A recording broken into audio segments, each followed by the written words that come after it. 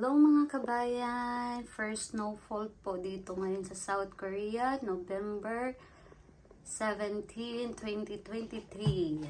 Sa mga aspiring na mag-work as factory dito sa Korea, ganito po ang snow dito sa South Korea. Makapal na po siya At sobrang early lang po ng snow this time dahil yung mga puno dito sa Korea is yellow pa siya, tapos green pa din yung mga ibang puno.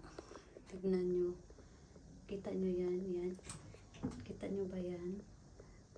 As you can see, makapal pa yung kanyang dahon. Kasi last year, mga December na siya nag-snow. But this time is November 2nd week.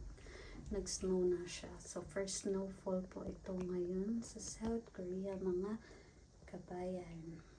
So, gusto ko lang siyang i-video at ipakita sa inyo para update lang. Para ma-update ko kayo. So, ganyan po siya. Hindi ko na lang po inopen yung window dahil sobrang lamig. Hindi pa ako nag-jacket. Dito lang ako sa loob ng veranda.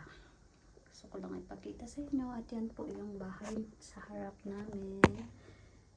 Villa po yung tinitirhan po namin dito sa Korea.